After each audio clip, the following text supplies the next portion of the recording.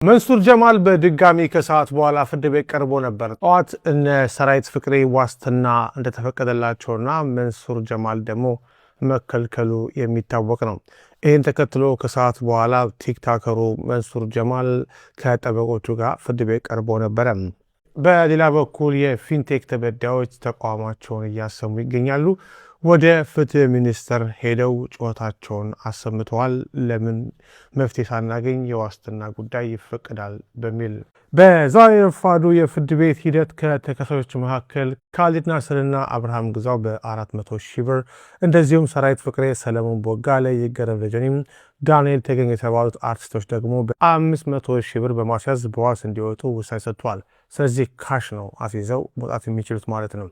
የመጀመሪያዎቹ ተከሳሾች ዋስትና ገንዘብ ዝቅ ያደረገው የገቢ መጠናቸው ከሌሎቹ አነስተኛ በመሆኑ እንደሆነ በችሎት ተነግሯል። ፍርድ ቤቱ በተጨማሪም ሁሉም ተከሳሾች ከሀገር እንዲያወጡ አግዷል። ባለፈው ሳምንት በነበረው የችሎት ሂደት አቃቤ ሕግ የተከሳሽ መንሱር ጀማልን በዋስትና የመውጣት ጥያቄ ተቃውሞ ይሄንኑ ምክንያቱም በጽሁፍ እንዲያስረዳ መታዘዙ መዘገባችን ይታወቃል። በዚህ መሰረት በጽሁፍ በቀረበው ጉዳይ ላይ ውሳኔ ለመስጠት ፍርድ ቤቱ ለዛሬ ከሰዓት በኋላ ቀጠሮ ሰጥቷል። ከሰዓት በኋላ በነበረው ችሎት መንሱር ጀማል ከጠበቆቹ ጋር በድጋሚ ፍርድ ቤት ቀርቦ የነበረና ጠበቆቹም በአቃቤ ሕግ መቃወሚያ ላይ ምላሻቸውን በጽሁፍ ያስገቡ ሲሆን ፍርድ ቤቱ በመንሱር ዋስትና ጉዳይ ብይን ለመስጠት ለግንቦት 10 ቀን ቀጠሮ ሰጥቷል። እስከዚያው ድረስ ግን በማረሚያ ቤት እንዲቆይ በሚል በመወሰኑ ወደ ማረሚያ ቤት ወርዷል ማለት ነው። ፍርድ ቤቱ በተጠርጣሪዎች ላይ በቀረበባቸው ክስ ላይ መቃወሚያ ካለ ለመስማት ለግንቦት 10 ቀን ቀጠሮ መስጠቱን ሰምተናል። በዚህ መሰረት ሰራዊት ፍቅሬ ዋስትናውን ካስያዙ ከውጪ እንደዚህም ደግሞ መንሱር ጀማል ከማረሚያ ቤት ፍርድ ቤት ይቀርባሉ ማለት ነው። BYD የተባሉ የኤሌክትሪክ መኪኖችን 950 ሺህ ብር አሁን ክፈሉኝና 950 ሺህ ብሩን ደግሞ መኪና ከሰጠዋችሁ በኋላ ለ5 ዓመታት ያለምንም ኢንተረስት ትከፍሉኛላችሁ ማለት ምን ማለት ነው? 950 ሺህ ብሯ ብቻ ያለምንም ወለድ ትከፍላላችሁ የተባላችሁ 950 ሺህ ብሯ ብቻ በ5 ዓመታት አሁን ባለው የባንክ ኢንተረስት ራሷን 950 ሺህ ብር ትወልዳለች። አንድ ፋይናንሻል ኢንስቲትዩሽን 950 ሺህ ብር ያለምንም ኢንተረስት የሚያበድርበት ምክንያቱ ምንድን ነው? የሚሰራው ለትርፍ ነው። መንግስተ ሰማያት ለመውረስ ወይም ደግሞ የእርዳታ ድርጅት አይደለም። ስለዚህ 950 ሺህ ብር ያለምንም ኢንተረስት የሚያበድርበት ምክንያት ምንድን ነው? ይሄንን ብራችሁን ከመስጠታችሁ በፊት አስተውሉ። ሁለተኛው መኪና የሚያቀርብላችሁ አካል ነው። ይሄ መኪና የሚያቀርብላችሁ አካል አሁን ላይ BYD ትንሽኛው ዋጋ 2.8 እስከ 3.1 ሚሊዮን ብር ነው። በዚህ ዋጋ ገበያ ላይ የተሸጠ ለእናንተ 950 ሺህ ብር አሁን ሰጥታችሁት 950 ሺህ ብር ደግሞ ለሚቀጥሉት 5 ዓመታት ቀስ ብላችሁ የምትከፍሉበት አግባብ ምንድን ነው? የእናንተ ምን ስለሆነ ነው? ዘመዳችሁ ነው ወይስ የሆነ ባለውለታችሁ ነው ወይስ አዝኖላችሁ ነው? ምንድን ነው? ለምንድን ነው? ምክንያቱን ማወቅ አለባችሁ። የBYD መኪኖች ከዚህ በታች የተገዙ ከሆነ ማስረጃ አንጡና እንወያይበት። ካለበለዛ ግን አንዳች የታቀደች እቅድ አለች። አንዳች የታቀደች እቅድ ነው የምላችሁ። በተለይ መጨረሻ አካባቢ የምትከፍሉ ሰዎች ከልጆቻችሁ ጉሮሮ ላይ ነጥላችሁ የምትከፍሉ የላዳ ሹፌሮች፣ ገንዘብ እናገኛለን መኪና ይሰጠናል ብላችሁ የምታስቡ ሰዎች የምትሉበት ጊዜ ቅርብ ነው። እደግመዋለሁ፣ ቅርብ ነው። ቴክ ኬር ኦፍ። ሁለተኛ መኪና የገዛችሁ የኤሌክትሪክ መኪና የገዝታችሁ እንግዲህ ከ2.8 እስከ 10 ሚሊዮን ብር ድረስ ገበያ ላይ ያዩዋቸው መኪኖች ይሄን ገዝታችሁ የኤሌክትሪክ ቻርጀር መሰኪያውን ለምንድን ነው ተራ የምታረጉት? ለምንድን ነው ችጋር የምትሆኑት? በባለሙያ ለምንድን ነው የማታሰሩት? ያንን እንደዛ ካልተደረገ እንደዚህ አይነት እጣ ፋንታ ይቀርባችኋል። እነ ሰራዊት ፍቅሬ በዋስ ተፈቱ ይላል ከፊንቴክ ጋር በተያያዘው ያለው ነገርና እኔ በጣም ደስ ብሎኛል። ባይዞ አንድ ወር ሰራዊት ፍቅሬን እስር ቤት ካስቀመጥከው በቃ ተንፍሶ ነው የሚወጣው። ተለቀሃል፣ በዋስ ተለቀሃል ማለት ተፈታሃል ማለት አይደለም። ክስ ተመስርቷል፣ 10 ጊዜ ትመላለሳለህ ፍርድ ቤት። ክሱ እስኪያልቅ ውሳኔ እስኪሰጥ ድረስ ከዚች ሀገር ግራ አይወጣም እና በጣም አሪፍ ነገር ነው። መንሱሩንም ብትለቁ ደስ ይለኛል። መንሱሩን መጥቶ ሽቶን ይርጭብን፣ ምን ችግር አለው? እንጫወት በቃ እናዝገው፣ እሱም ያዝገን፣ እኛም እናዝገዋለን። ከሀገር እንዳትወጡ ከተባሉ ቤት ይሄዳል። እነ ሰለሞን ቦጋለ ገና እንጨምርላለን። አሁን የልብ ህሙማን ብለህ የበላውን ብር ደግሞ አሁን እንቀሳቀስብሃለን። ከእስር ቤት ስትወጣ የልብ ህሙማን ብለህ አሜሪካ ሁሉ አልቀረም እየዞርክ ብር ስትሰበስብ የነበረው ያ ጎፈንድሚ ምናምን እያልክ ስትሰበስብ የነበራትን ደግሞ እናነሳታለን። ጥያቄ አሁን ትገባታለህ አንተ ሰለሞን። እነ ሰራዊት እንኳን እንደዚህ ነገር ውስጥ የለም፣ ትገባለህ ሰለሞን። እና ሰራዊት ፍቅሬ 1 ወር ታሰረ ማለት እኔ 20 ዓመት ታስሬ የሚሰማኝን ስሜት ተሰምቶት ነው የሚወጣው። ተሰላችሁ ተፈታችሁ ማለት ትለቀቃላችሁ ማለት አይደለም። የፈለክበት ትሄዳለህ ማለት አይደለም። በ14 ቀን ቀጠሮ፣ በ20 ቀን ቀጠሮ በየፍርድ ቤቱ ከአቃቢ ከጠበቃ ጋር ትመላለሳታለህ። እና እንደዛ እያደረግን አብረን እንጫወታለን። እናንተ ከዚህ በኋላ ግን ህዝቡ ታዋቂ ሰው ሆነ ጳጳስ ሆነ ሼክ ሆነ ምንም ነገር መጥቶ ማይሆን ማስታወቂያ ሲሰራልህ ካየ እንዳገዛ ያን ነገር ሆ ብላ ትሂድ። በፌንቴክ ኢንቨስትመንት የመኪና ግዢ የተጠረጠሩ 6 ታዋቂ አርቲስቶችና ቲክቶከሮች ዛሬ በከፍተኛው ፍርድ ቤት ሁለተኛ ልዩ ችሎት ቀርበው የዋስትና ጉዳያቸው ውሳኔ ተሰጥቶበታል።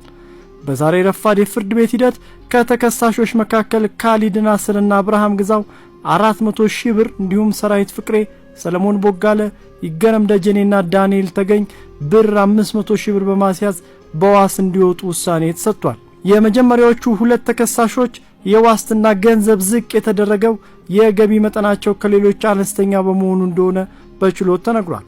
ፍርድ ቤቱ በተጨማሪም ሁሉም ተከሳሾች ከሀገር እንዳይወጡ እገዳ እንዲጣልባቸው ውሳኔ ሰጥቷል። ባለፈው ሳምንት በነበረው የችሎት ሂደት አቃቢ ሕግ የተከሳሽ መንሱር ጀማልን በዋስትና የመውጣት ጥያቄ ተቃውሞ ይህንኑ ምክንያቱን በጽሁፍ እንዲያቀርብ መታዘዙ ይታወሳል። በዚሁ መሰረት በጽሁፍ በቀረበው የአቃቢ ሕግ የመቃወሚያ ላይ የተከሳሽ ጠበቆች ለዛሬ ከሰዓት ምላሻቸውን እንዲያቀርቡ ታዟል።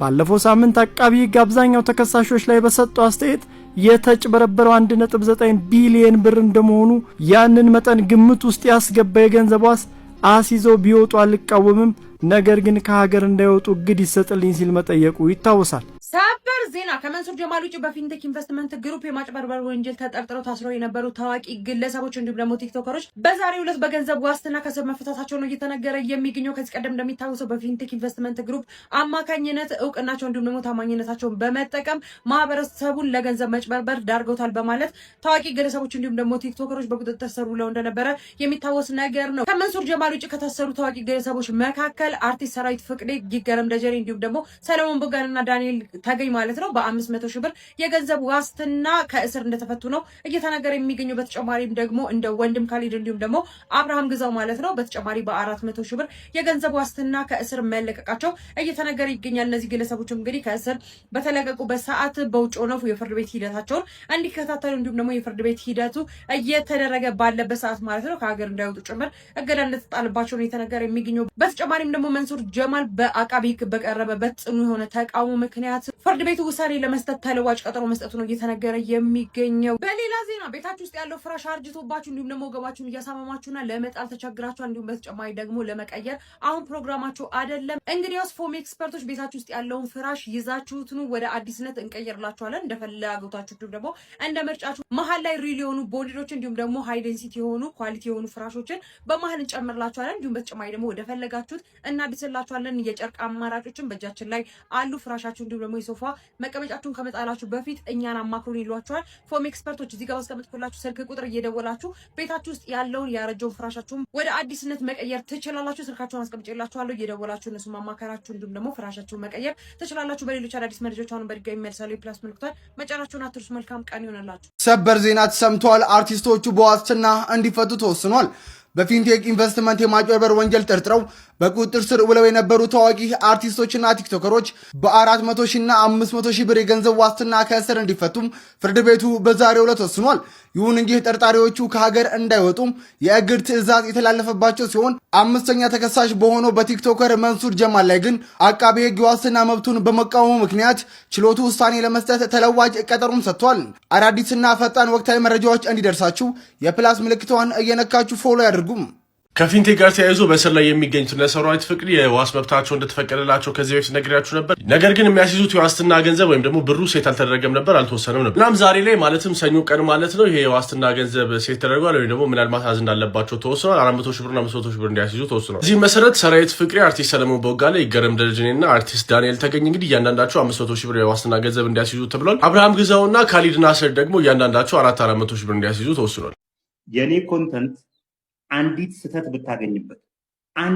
ብታገኝበት እዚህ ሰፈር ለአንዴና ለመጨረሻ ጊዜ ነው የምባረረው። አንዲት ስህተት ከተገኘበት፣ ምክንያቱም የሰውን አመኔታ እየበላው ነው ያለሁት ማለት ነው። ስለዚህ ያንን ጥንቃቄ እያረኩ ጋዟል። ያንን በጣም መጠንቀቅ አለብኝ። ጠነቀቃለሁ።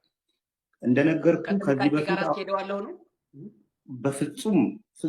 በፍጹም ማለት ነው እኔ 5 ብር የሚሰጡኝ ብር ለእኔ ጣፍጣኝ ነው መበላት።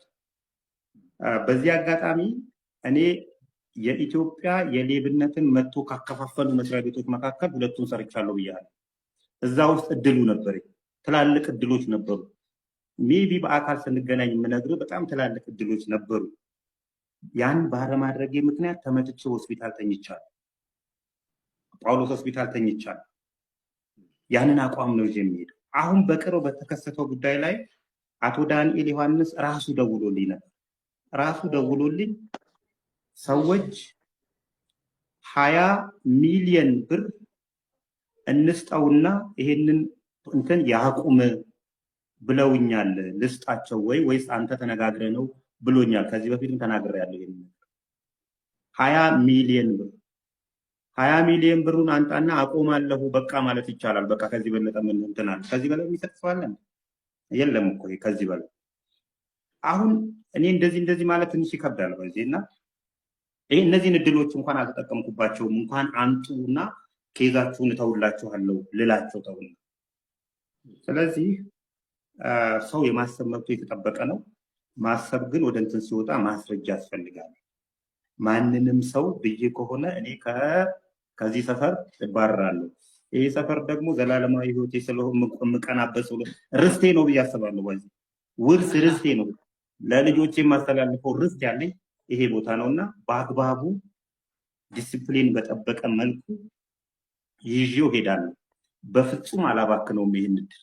ይሄ 20 ሚሊዮን ብር የቀረበው ካስካሉ ካን ነው ባለ መስራች ከአቶ ገብረ ሚካኤል እና ከአቶ ዮሐንስ ከዳንኤል ብቻ ዳንኤል ዮሐንስ ይደውልልኛል። ሲደውልልኝ ምንድን ያለኝ ሰዎች አሉ። ብዙ አላወራንም። በዚህ በጣም ውስብስብ ታሪክ ነው ያለው።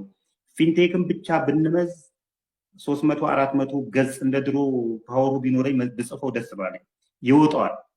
ዳንኤል ዮሐንስ ይደውልልኝና ሰዎች አሉ እኔን አውቀዋለሁ፣ የቅርብ ግንኙነት ነው ያለን የሚሉ እነዛ ሰዎች 20 ሚሊዮን ብር ስጠውና ገዛኸኝ የጀመረውን ምርመራ ያቁም ብለውኛል፣ ልስጣቸው ታቆማለህ ወይ አለ።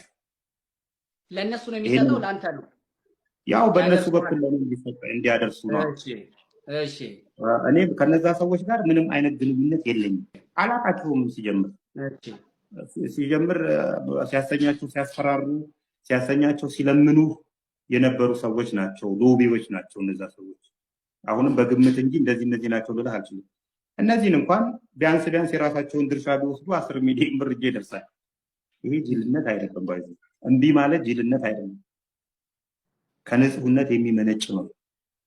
ስለዚህ እቺን ንጹህነቴን የተቻለኝን ያህል ረሃብ ካላስቸገረኝ፣ ድህነት ካላስቸገረኝ የተቻለኝን ያቅም ይዤው እጓዛለሁ እልሃለሁ ወዳጅ። ቅድም ስለ 5 ብር እያነሳልኝ ነበር። ደሞዝ እንዴት ነው? ጊዜውን ጠብቆ እየገባ ነው? እሱ ላይ ትኩረት ማድረግ ነበረብን። እሺ እንግዲህ ይኸውልህ እኔ ቅጥረኛ ነኝ። ፕሪንሲፕሉ ምንድነው? በኢትዮጵያ ሆነ በሌላ ቢዝነስ ፕሪንሲፕል አንድ ሰው ብዙ ሰራተኞችን ይቀጥራል። በተቃራኒው እናስበው፣ ብዙ ሰዎች አንድ ሰራተኛን ቢቀጥሩ፣ እኔ የአሰሪዎች አገልጋይ ነኝ፣ ይከፍሉኛል 5 ብር የመክፈል ባይዜ ልመና ምናምን እርዳታ አይደለም፣ ግዳጅ ነው ያለባቸው። 5 ብር ይከፍሉኛል፣ ትእዛዝ ነው። በዚህ ውስጥ ግን ከ5 ብር በላይ የሚከፍሉ ሰዎች አሉ፣ 1 ብርም የከፈለ ሰው አለ። ስለዚህ እነዚህ ሰዎች ሁሉ ያስቸግራቸዋለሁ ማለት ነው። ሁሉ ያስቸግራቸዋለሁ። የኢኮኖሚ ጉዳዮች አሳሳቢ ደረጃ ላይ አይደርሱም። እነሱ እስካሉ ድረስ እኔ ዲሲፕሊንን ይዤ እስከቀጠልኩ ድረስ የኢኮኖሚ ጉዳዮች አያሳስቡኝም ማለት ነው። በዚህ ምክንያት አገኛለሁ። ከመስሪያ ቤቴ ከሚሰጠኝ ደሞዝ በላይ 5 ብሯ እኔ ትጠቅመኛለች። ብዙ ወጪም ስላለብኝ በማውጣቸው በምርመራ የማውጣቸው ብዙ ወጪ ስላለብኝ ያንን ግዴታ አለባቸው። እንደውም ከትንቢቅም አልከፍሉም ካሉ ወደ ፍርድ ቤቱ ላሌስ ይዤው ልሄድ እችላለሁ። ግዴታ የፊንቴኩን 20 ሚሊዮን ብትቀበል የስንት ዓመት የደሞዝ ነበር? አረ ፊንቴክ እኔ አውራ ጎዳና ላይ ብዙ ነገር መጥቶልኛል ወዳጄ፣ በጣም ብዙ ነገር ማለት ነው። አሁን ስለ ሜቴክ ብናወራ ሜቴክ ላይ አውራ ጎዳና ንብረቶች ሲዘረፉ እንዴት እንደነበር ብነግር የዛሬ ስንት ዓመት ነው? 10 ዓመት 12 ዓመት ነው። ዛሬ ሚሊዮኔር ነበርኩ ግን አልሆነም። በቃ አልፈለግኩትም፣ አልተፈጠርኩበትም።